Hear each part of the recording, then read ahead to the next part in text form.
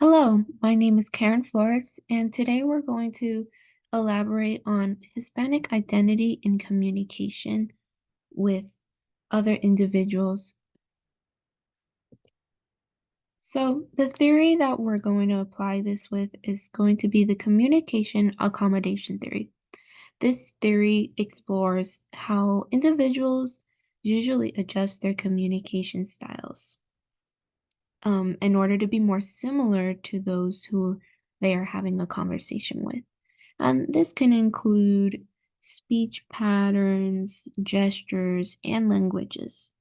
So, with that being said, we are going to apply this theory with how people who identify as a Hispanic individual and how they communicate with to non-Hispanic individuals in order to adjust in response to another's interactions behavior.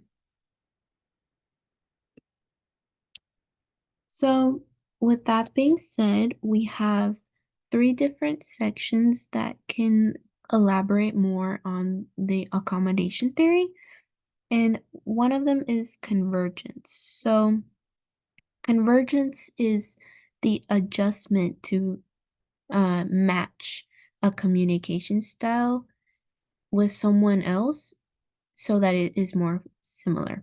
And a way that a Hispanic individual might do that is they could slow down or refrain from using certain slang, certain Spanglish words to the other individual who, in order to in order to have the conversation flow more easily, and for the other person to the non-Hispanic individual to understand easier.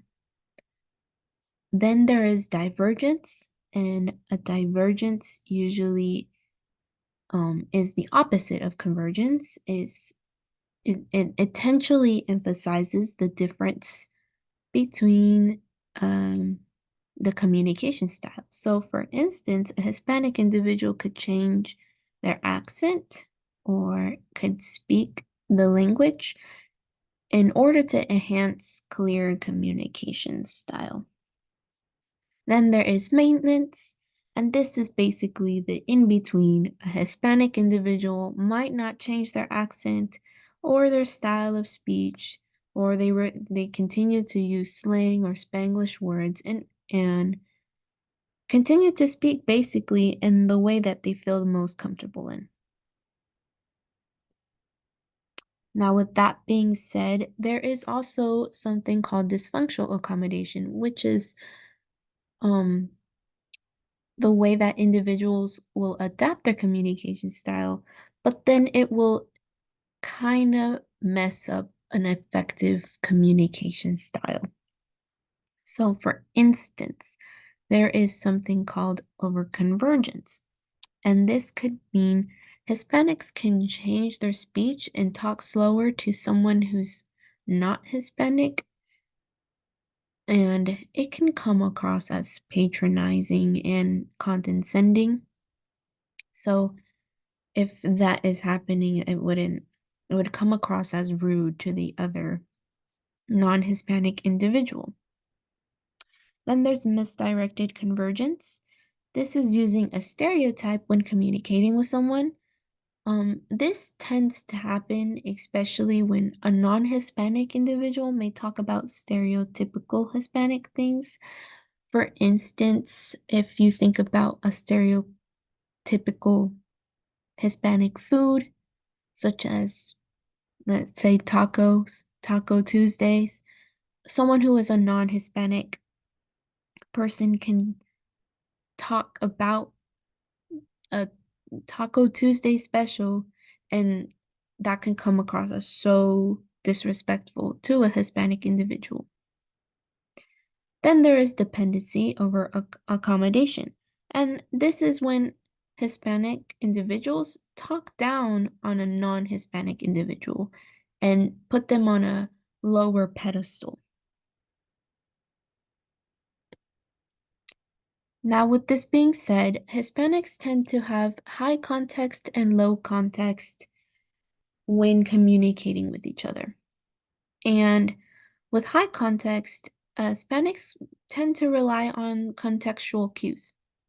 So, for instance, they may place a strong emphasis on nonverbal communication and such as like facial expressions, gestures, and body language in order to convey meaning.